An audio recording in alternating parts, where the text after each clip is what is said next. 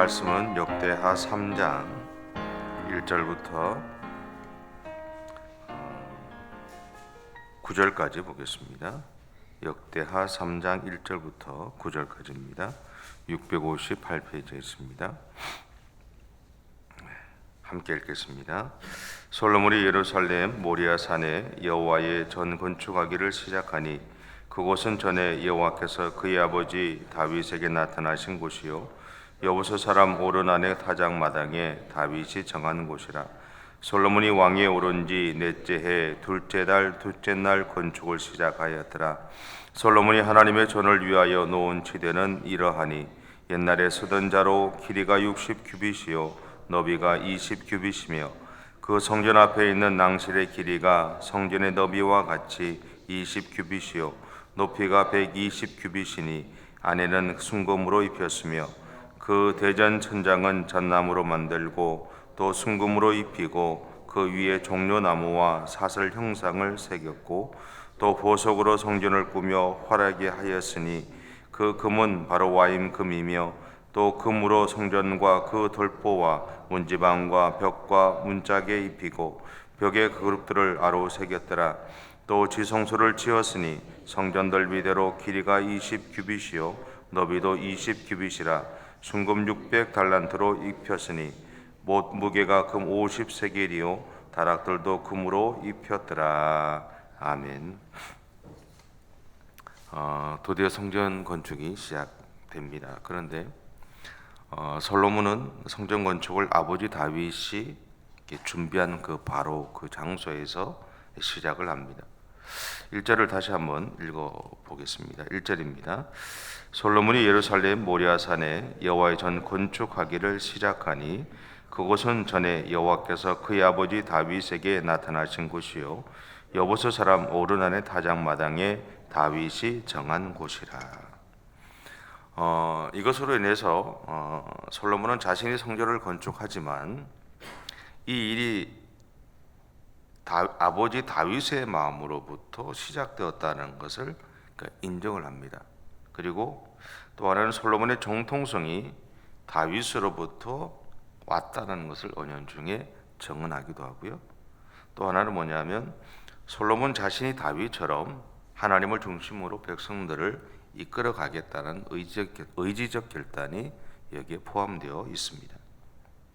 그리고 우리는 3절을 통해서 이 솔로몬의 성전 건축의 기준을 알 수 있는데요. 3절을 같이 한번 읽어보겠습니다. 솔로몬이 하나님의 전을 위하여 놓은 지대는 이러하니 옛날에 쓰던 자로 길이가 60규빗이요 너비가 20규빗이며. 이 말씀에 보면 옛날에 쓰던 자로라는 말이 나옵니다. 이것은 솔로몬의 건축이 시내산에서 하나님이 모세에게 명령하신 길이를 참조하였다라는 것을 의미합니다. 이것은 다르게 표현하면 성전 건축의 정통성을 의미한다라고 할 수 있습니다. 교회는 그 교회만의 역사성을 세우는 것이 중요하죠. 그 교회가 가진 정통성이 무엇인가 하는 것이 참 중요합니다. 왜냐하면 교회의 역사성은 교회 공동체에게는 자부심을 심어주죠. 그리고 그 교회 공동체의 힘의 원천이 되기 때문에 그렇습니다. 그리고 이것은 교회가 세상에서 어떤 포지션을 가지게 하는가 하는 것을 결정하는 것이기도 합니다. 물론 교회가 세워질 때는 다양한 원인과 이유를 가지고 있습니다. 그리고 그 원인과 이유 중에는 좋은 것도 있고 나쁜 것도 있죠. 근데 중요한 것은 사실은 그것이 아니죠. 예전에 이런 말을 많이 하기도 했고 아마 들어보셨을 겁니다. 우리는 양반 가문이다. 우리 선조들은 이런 일을 했다. 들어보셨죠? 아마 여러분도 하셨을 것 같기도 해요. 근데 이런 이야기들은 어떤 의미냐면 그렇게 말하는 사람의 정체성을 밝히는 겁니다. 그리고 그 사람이 세운 가정의 정체성이 어디에 있는지, 역사성이 어디에 있는지를 알려주는 것이죠. 다시 말하면 우리는 그런 선조의 영향을 받았기에 어떻게 살아가야 하고 이런 문화를 지켜가야 한다라는 것을 이야기합니다. 교회도 마찬가지죠. 우리는 이런 교회니까 우리는 이 교회에서 우리는 이렇게 살아가야 돼. 우리 교회가 가지고 있는 정통성은 이렇고 역사성은 이렇기 때문에 우리는 이렇게 해야 돼 라는 이야기들을 아마 여러분은 많이 해오셨을 것이고 또 많이 들어보셨을 것입니다. 마찬가지로 우리 안에 이런 마음도 있잖아요. 우리의 신앙의 유산들을 우리 후손들이 잘 물려받아서 좋은 믿음의 가문을 만들어 가기를 바라는 마음이 우리 안에 있잖아요. 그래서 그것을 위해서 기도하고 염려하죠. 자녀들을 바라볼 때마다. 제 모교회는 사실은 이제 저희 선친이 이제 개척 준개척이죠. 첫 번째 개척을 하시고 그리고 1년 있다가 저희 선친이 이제 받아서 이제 계속 개척을 했는데 대구라는 지역에서 중요한 지역에 있었어요. 소위 말하는 MBC 방송국 자리에 있다가 방송국이 세워진다고 해서 쫓겨나고 동대구역이 세워진다고 해서 쫓겨나고 그래서 마지막에 갔던 데가 어디냐면 쓰레기 매립장이었어요. 바닥은 쓰레기였고 근데 거기에서 이제 교회를 세우게 된 거죠. 그러다 보니까 거기에 모이는 사람들은 경제적으로 그렇게 넉넉한 사람들이 아니었습니다. 그런데 이 선친과 모친은 최선을 다해서 사랑으로 교회를 섬겼고 또 지금까지 그 교회 가운데 10명이 넘는 목회자들이 세워졌어요. 그러니까 어떻게 생각하실지 모르겠지만 교회는 거의 70년이 가까이 돼가고 있고 그리고 수많은 이제 목회자들 또 제가 생각하지도 못했던 이번에 이제 모친 장례식을 하면서 생각하지 못했던 애가 목사가 돼 있고 저 근처에 가 있고 꼬맹이 애가 목사가 돼서 목사님 제가 누굽니다라고 얘기하는 모습을 보면서 놀라기도 하고 그랬어요. 물론 1세대는 어려웠습니다. 하지만 다음 세대는 더 나은 삶을 사는 경제적으로 부유한 사람들이 많이 생기기도 했어요. 근데 하나님을 향한 열정 또한 식어버리지 않았고 많았죠. 그래서 선진과 함께 올바른 믿음의 길을 가고자 노력했던 교회 공동체였습니다. 그러던 중에 선친이 하나님의 부르심을 받게 되죠. 그때 한 300명 정도 되는 교회 공동체가 중요한 결정을 합니다. 저희 선친은 1988년 정도 됐을 때 한 100만 원 정도 받았어요. 그전엔 그 이상, 그전엔 더 못했고 그러니까 그렇게 넉넉한 교회가 아니었어요. 근데 그 교회가 세 가지를 결정합니다. 첫째는 뭐냐면 제가 중학생이 되어 중학교 3학년이 되었을 때 교회 지하에서 연립 아파트를 갔어요. 얻어줬어. 그때 교회 지하에서 살았거든요. 그런데 저희가 살던 그 집을 저희 모친한테 넘겨줬어요. 그리고 또 하나는 뭐냐면 저와 동생이 대학교를 졸업할 때까지 등록금을 교회가 제공을 했습니다. 그리고 제 선친 때는 총회연금을 낼 수가 없었어요. 근데 57에 돌아가셨으니까 교회에서 14년 70세까지 생각해서 14년을 정해서 저희 모친에게 생활비를 제공했어요. 결코 쉬운 일이 아닙니다. 큰 교회가 아니라 작은 교회였기 때문에 그리고 그 작은 교회에서 생활을 했던 사람들이 있기 때문에 쉬운 일이 아니었어요. 근데 그분들이 그 일을 하셨어요. 근데 그 일을 하셨던 이유 중에 하나가 뭐냐면 그런 것 같아요. 저는 그런 모습을 살아가지 못한다고 생각을 하는데 선친이 어떻게 목회를 해왔고 어떻게 그분들을 섬겨왔는지를 그분들이 명확하게 알았기 때문이다라는 거죠. 근데 이 일은 같은 노예 안에 이후의 목회자를 어떻게 대우할 것인가를 결정하는 기준이 되기도 했다 그래요. 실제로 제가 신대원을 들어간 다음에 저희 교회의 사례 때문에 같은 노예에 있는 교회 목사님 아들이 자기 집 똑같은 대우를 받았다고 얘기를 하더라고요.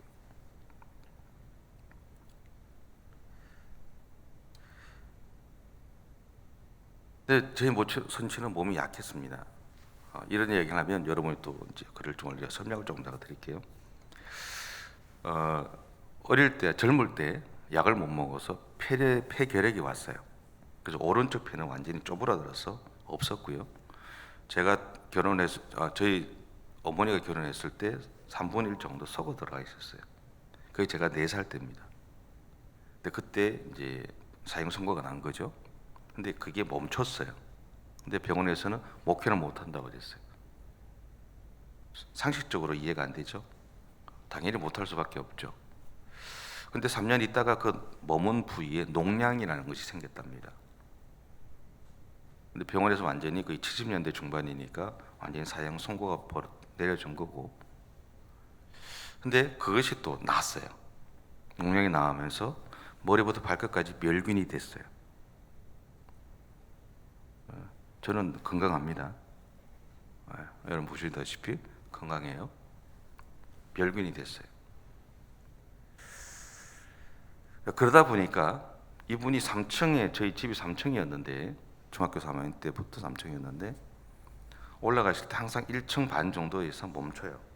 못 올라가요, 한꺼번에. 1층 반 정도에서 한 5분 정도 쉬었다 올라가세요. 근데 그 몸으로 이제 목회를 하셨는데, 그러던 중에 한 번 신방 때 5층 되는 건물에 신방을 가야 될 때가 있었대요. 그럼 저희 선친의 입장에서는 2번 내지 3번은 쉬었다 올라가는 거예요. 괜찮아요, 그래도. 근데 한 번은 같이 갔던 장로님이 이분을 업고 올라가셨대요. 딱 한 번 그랬는데 그게 노예 소문이 났대요. 그래서 좋은 장로님, 좋은 교회, 좋은 목사님이라고 칭찬을 받았대요. 이런 문화는 그 교회 안에 정착이 되었습니다. 그래서 교회는 목회자의 부족함을 참아주고 좋은 목회자로 세워가도록 도와주었어요.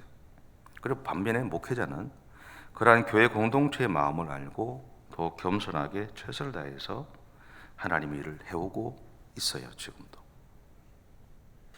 오늘 우리는 성전 건축을 시작하면서 다양한 이유와 목적이 그 안에 있다는 것을 압니다. 하지만 중요한 것은 하나님은 우리의 중심을 보신다라는 것이죠. 그리고 성전은 나를 위해 존재하는 것이 아니라 내가 하나님을 위해서 존재함을 증언하는 고백적 장소라는 것을 우리는 기억해야 합니다. 그리고 오늘 성전된 우리 개인뿐만 아니라 성전된 개인들이 모여 이룬 교회 공동체와 예배당이라는 이 건물을 통해서 우리는 우리가 하나님의 영광을 나타내는 삶을 살아가는 것이 중요하다는 것이죠. 그리고 어떤 기독교 문화와 전통을 만들어 갈 것인가 하는 것이 또한 중요하다라는 것. 개적으로 치면 우리는 이제 5살 된 교회죠. 5년 된 교회입니다. 그래서 우리가 어떤 교회 문화를 만들고 교회 역사성을 세워가는가 하는 것이 중요한 시점에 있습니다. 여러분, 우리 교회를 이곳에 세워진 하나님의 마음을 찾아가는 일에 부지런하셔야 합니다. 이거는 목회자인 저나 담임 목사님도 마찬가지고, 우리 교회를 이곳에 세우셨던 하나님의 마음을 찾아가야 되는 거죠. 목회자만의 몫도 아니고 공동체 전체의 몫이다라는 것이죠. 그리고요, 여러분에게 예원 참된 교회를 섬기게 하신 하나님의 뜻을 찾아가면서 아름다운 믿음의 공동체로서의 역사성을 세워가야 된다는 것. 그것은요, 목사가 하는 것이 아니고 목사만이 하는 것이 아니라 우리 모두가 함께 세워가야 된다는 것. 그래서 우리의 입에서 우리 교회는 이런 교회야, 우리는 이런 일을 하고 하나님이 우리에게 이런 마음을 주셨기 때문에 우리는 이 일을 위해서 지금까지도 달려왔고 앞으로도 달려갈 거야. 그리고 그 모습들이 우리의 삶 가운데 배워져서 누가 예원 참된 교회를 찾아오든 그들을 하나님의 그 따스한 품 안으로 품어주고 이해하고 용납하고 세워주고 그 일들을 감당해야 하는 것이 오늘 우리들의 모습이 아닌가라는 생각을 하게 됩니다. 여러분, 여러분의 인생에서 예원 참된 교회 교인이 되었다는 것, 성도로서 이 공동체를 이끌어가고 있다는 사실들이 자긍심이 되셨으면 좋겠고, 그리고 그 삶 가운데서 그렇게 살아가는 여러분의 삶의 현실 속에 놀랍게 부어주신 하나님의 은혜가 오늘도 여러분의 삶에 가득히 넘치시기를 바랍니다. 기도하겠습니다. 사랑의 주님, 감사합니다. 우리를 세우셔서 하나님의 사람으로 살아가게 하시고 오늘도 믿음의 길을 달려갈 수 있도록 은혜를 주셔서 감사를 드립니다. 우리를 부르시고 우리를 세우셨던 하나님의 마음을 우리가 오늘도 찾아가며 우리와 함께 하신 그 하나님과 함께 승리의 길을 달려가는 우리 모든 성도들의 삶이 되어줄 수 있도록 인도해 주시옵소서. 감사드리며 예수님의 이름으로 기도드립니다. 아멘. 하늘에 계신 우리 아버지, 아버지의 이름을 거룩하게 하시며 아버지의 나라가 오게 하시며 아버지의 뜻이 하늘에서와 같이 땅에서도 이루어지게 하소서. 오늘 우리에게 일용할 양식을 주시고 우리가 우리에게 잘못한 사람을 용서하여 준 것 같이 우리 죄를 용서하여 주시고 우리를 시험에 빠지지 않게 하시고 악에서 구하소서. 나라와 권능과 영광이 영원히 아버지의 것입니다. 아멘.